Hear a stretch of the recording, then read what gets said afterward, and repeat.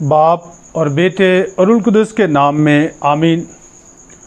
یہ سال کے دوران 28ویں اتوار کی عبادت کا پیغام ہے، جس کا مرکز آج ہمیشہ کی زندگی کی راہ ہے۔ آج کا کلام ہمیں یہ بتاتا ہے کہ جو ہمیشہ کی زندگی کی تلاش میں ہے اس کو کیا کرنا چاہیے اور کیسے ہم ہمیشہ کی زندگی پا سکتے ہیں۔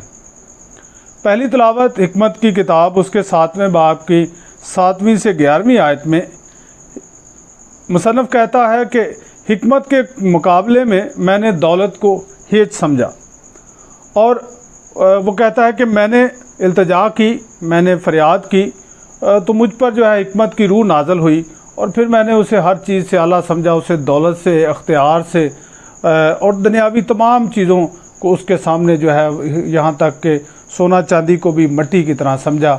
اور پھر کیا ہوا؟ حکمت کے وسیلہ سے وہ سب کچھ مجھے ملا، عزت بھی ملی اور دولت بھی ملی اور سب کچھ مجھے ملا۔ دوسری تلاوت عبرانیوں کے نام خط اس کے 4 باب کی 12ویں سے 13ویں آیت میں خدا کا کلام قلب کے پوشیدہ خیالوں اور ارادوں کو جانچ سکتا ہے۔ مصنف لکھتا ہے کہ خدا کا کلام جو ہے وہ 2 دھاری تلوار سے تیز ہے، وہ بہت ہی مؤثر ہے، اور وہ بند اور گودے گودے میں سے گزر جاتا ہے اور انسان کے اندر کے گہرے بیدوں کو بھی جانتا ہے۔ نعرہ حمد ہے، مبارک ہیں وہ جو روح کے غریب ہے، کیونکہ آسمان کی بادشاہی انہی کی ہے۔ مقدس مرکز کی انجیل اس کے 10ویں باب کی 17ویں سے 30ویں آیت میں خداوند یسوع مسیح نے فرمایا، جا اپنا سب کچھ بیچ کر میرے پیچھے ہو لے۔ میرے جیسے میں نے کہا کہ مرکزی پیغام جو ہے وہ ہمیشہ کی زندگی کی راہ ہے، اور اس راہ کی تلاش میں بہت سارے لوگ ہیں۔ خداوند یسوع مسیح کے پاس بھی اسی ہمیشہ کی زندگی کے لیے ایک شخص آیا ہے۔ خداوند یسوع مسیح سے سوال کرنے والے بہت سارے لوگ ہیں، مگر زیادہ تر ان سوالوں کا مقصد جو ہے وہ یہ ہوتا کہ خداوند یسوع مسیح کو پھنسایا جائے، خداوند یسوع مسیح کو آزمایا جائے۔ کوئی اس کا علم پرکھ رہا ہے اور کوئی اسے سیاسی اور مذہبی کسی جال میں پھنسا کر جو ہے وہ جیتنا چاہتا ہے اس سے۔ مگر یہ شخص جو ہے یہ اپنے بچاؤ کے لیے، اپنی جو ہے زندگی، ہمیشہ کی زندگی کے لیے یہ سوال لے کر آتا ہے۔ اس کے انداز میں بڑا فرق ہے۔ لکھا ہے کہ وہ دوڑا آیا، وہ بہت جلدی میں ہے، اور وہ خداوند یسوع مسیح کے سامنے گھٹنے ٹیک کر اسے کہتا ہے، اے نیک استاد، میں کیا کروں کہ ہمیشہ کی زندگی حاصل کروں۔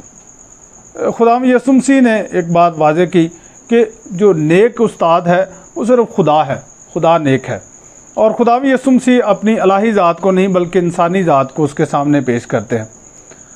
اس شخص کا آنا، خداوند یسوع مسیح کے پاس سوال آنا اور یہ کہنا کہ میں کیا کروں کہ ہمیشہ کی زندگی پاؤں، اس بات کی وضاحت خداوند یسوع مسیح آخر میں کرتے ہیں کہ انسان کے کرنے سے ہمیشہ کی زندگی نہیں ملتی، انسان کو خدا کی یہ رحمت کے وسیلہ سے ملتی ہے۔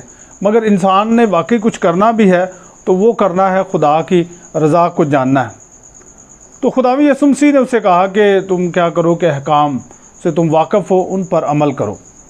تو وہ خداوند یسوع مسیح انہیں وضاحت سے بتاتے ہیں کہ زنا مت کر، خون مت کر، چوری مت کر، جھوٹی گواہی نہ دے، فریب نہ دے، اپنے ماں باپ کی عزت کر۔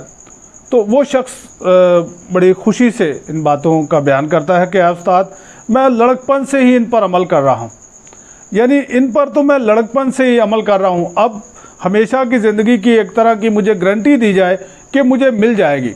تو خداوند یسوع مسیح نے کہا کہ اب ایک کمی ہے۔ کمی کیا ہے؟ کہ ایسا کر کہ جو کچھ تیرے پاس ہے وہ سارا غریبوں کو دے دے اور میرے پیچھے آ جا۔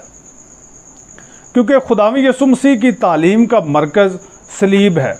خداوند یسوع مسیح کی تعلیم کا مرکز جو ہے وہ انسان کو صلیب کی طرف لے کر جاتا ہے، جیسے ہم مقدس مرکز کے 8ویں باب کی 24ویں آیت میں پڑھتے ہیں کہ خداوند یسوع مسیح نے پطرس کو ڈانٹنے کے بعد یہ کہا تھا کہ اگر کوئی میرے پیچھے آنا چاہے تو وہ اپنی صلیب اٹھائے اور میرے پیچھے ہو لے۔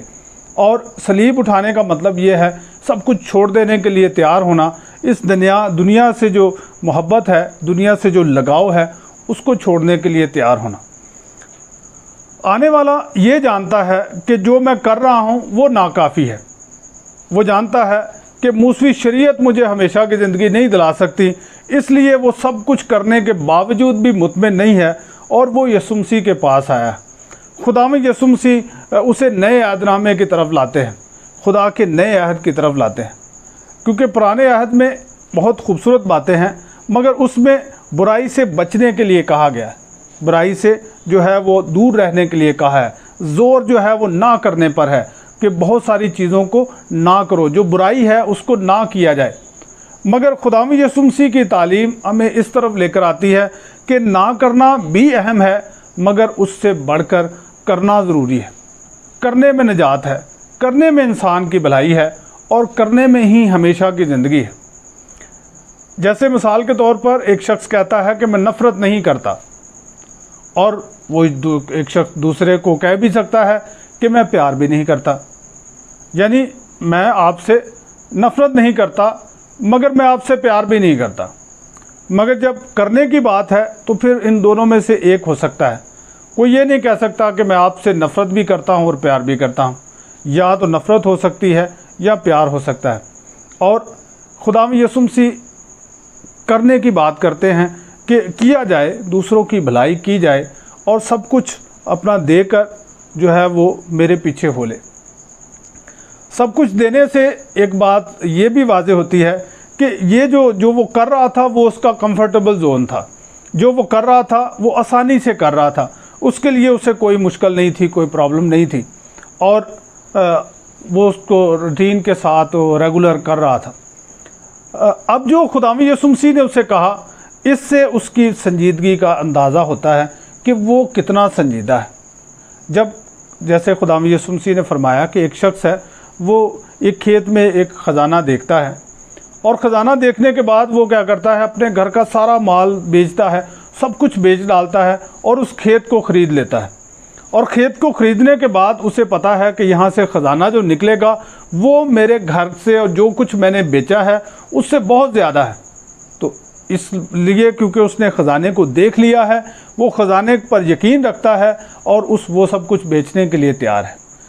खुदावंद यीशु मसीह ने ही एक जवारी की मिसाल भी दी कि वो एक कीमती मोती देखता है जिसमें उसे बहुत ज़्यादा जो है फ़ायदा नज़र आ रहा है, बहुत उसकी कीमत ज़्यादा है, मगर उसे इस भाव पर मिल रहा है कि वो अपना सब कुछ बेचकर उसे हासिल करता है, क्योंकि वो जानता है कि जो वो बेच रहा है, जो वो दे रहा है, उससे उसकी कीमत ज़्यादा है, तो वो उसे लेने के लिए तैयार है। ये जो अमीर आदमी आया उसके लिए जो है दुनियावी दौलत की कीमत हमेशा की ज़िंदगी से जो है वो ज़्यादा है। वो दुनियावी दौलत को हमेशा की ज़िंदगी से ऊपर समझता है और हमेशा की ज़िंदगी को इस काबिल नहीं समझता कि उसके लिए दुनिया छोड़ी जाए और उसके लिए यीशु मसीह के पीछे जाया जाए। इसलिए वो मायूस है, गमगीन है। वो चाहता तो है मगर ये सौदा उसे जो है वो महंगा लग रहा है और वो छोड़कर चला जाता है। तो खुदावंद यीशु मसीह अपने शागिर्दों को तालीम देते हैं और बताते हैं कि दौलतमंद का खुदा की बादशाही में दाखिल होना बहुत दुश्वार है। और ये एक मुहावरा बोलते हैं कि ऊँट का सुई के नाके में से गुजर जाना इससे आसान तर है। यानी जो दुनियावी चीज़ों से प्यार करता है, जो दुनियावी चीज़ों से जो बहुत ज़्यादा लगाव लगाए बैठा है, उसके लिए खुदा की बादशाही में दाखिल होना बहुत ही मुश्किल है। अब शागिर्द इस बात पर हैरान है क्योंकि यहूदी ये समझते थे कि दौलतमंद जो है वो खुदा की जो है वो बड़ी कुर्बत रखता है। दौलत तो खुदा की बरकत है। आज भी बहुत सारे लोग समझते हैं कि दौलत खुदा की जो है वो बरकत है और है भी। तो वो समझते थे कि वो ज़्यादा खुदा के करीब तर हैं। जो गरीब हैं वो गुनहगार हैं, वो किसी वजह से खुदा उनसे नाराज़ है तो इसलिए वो गरीब हैं। जो अमीर है खुदा उन पर राज़ी है। तो वो ये सवाल करते हैं फिर कौन खुदा की बादशाही में जाएगा, क्योंकि यहूदी कहते हैं कि गरीब नहीं जाएगा क्योंकि उससे खुदा नाराज़ है, और खुदावंद यीशु मसीह ने कहा कि अमीर नहीं जाएगा। तो खुदावंद यीशु मसीह ने फरमाया कि ये इंसान के बस की बात नहीं है। इंसान के बस की बात नहीं है कि वो खुदा की बादशाही में दाखिल हो। ये खुदा की रहमत है, खुदा का फजल है इंसान पर कि वो इंसान को अपनी बादशाही में कबूल करता है। मगर इंसान ने क्या करना है, वो अपने आप को कोशिश करनी है कि उस लायक बनाए, अपने आप को इस लायक बनाए कि खुदा की बादशाही का हिस्सा बन सके। मदर टेरेसा ने फरमाया अगर तुम 100 आदमियों को नहीं खिला सकते तो एक आदमी को खिलाओ, कम से कम एक आदमी को तो खिलाओ। और तुम बहुत बड़ी नेकी नहीं कर सकते तो कम से कम नेकी की राह पर चलते तो जाओ। ना करने वाले सोच के साथ ना जियो, बल्कि करने वाली सोच के साथ जियो। पतरस कहता है कि हमने सब कुछ छोड़ दिया है। लाजमी थोड़ा सा इस बात पर वो खुश होगा और थोड़ी से गरूर महसूस किया होगा कि हमने तो सब कुछ छोड़ दिया और तेरे पीछे भी हो लिए हैं। तो खुदावंद यीशु मसीह ने कहा कि वो अपनी बरकत कभी नहीं खोएगा जिसने मेरे लिए सब कुछ दे दिया है, छोड़ दिया है। और अभी उन्होंने पूरी तरह छोड़ा नहीं था, छोड़ेंगे तब जब उन्होंने खुदावंद यीशु मसीह को सब कुछ छोड़ते हुए देखा।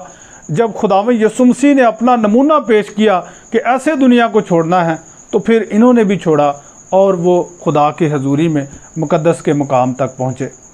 मेरे जो आज की पहली तिलावत में भी जो अहमियत को जान गया, हिकमत की अहमियत को जान गया है, वो ये कहता है कि इसके सामने सब कुछ हेज है। और इंजील मुकद्दस में खुदावंद यीशु मसीह फरमा देते हैं कि आसमान की बादशाही के सामने सब कुछ हेज है, सब कुछ छोटा है, सब कुछ कमतर है। आए इन चीज़ों को आसमान की बादशाही और हमेशा की ज़िंदगी की राह में रुकावट ना बनाएं, बल्कि इन चीज़ों को खुदा के जलाल के लिए इस्तेमाल करके यीशु मसीह की मोहब्बत को एक दूसरे में बांटें।